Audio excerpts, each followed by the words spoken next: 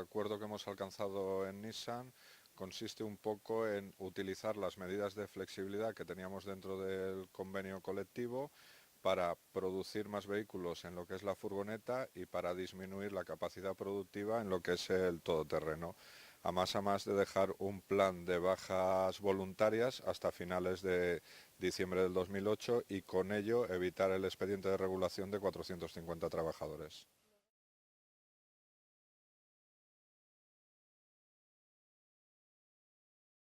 La verdad que lo valoramos muy positivo por dos motivos. Uno, porque se ha evitado la presentación de un expediente de 450 trabajadores y el otro porque desde un inicio, desde UGT, planteamos a la dirección de la empresa que utilizara las medidas de flexibilidad que tenemos dentro del convenio colectivo para paliar.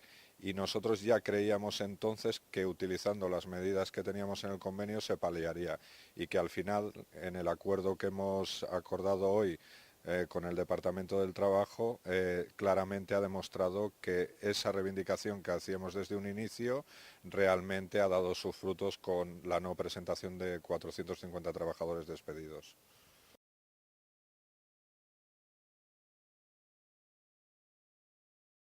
De momento el problema que teníamos encima de la mesa, que era la posibilidad de un expediente de 450 trabajadores, pues ya no existe. Lo que aventurarse a hablar de más allá en futuro sin saber realmente lo que veníamos reclamando nosotros, un plan industrial, qué productos se van a hacer, pues sería aventurarse en decir si va a ser positivo y negativo. Sí que es cierto que tenemos una prórroga de un convenio.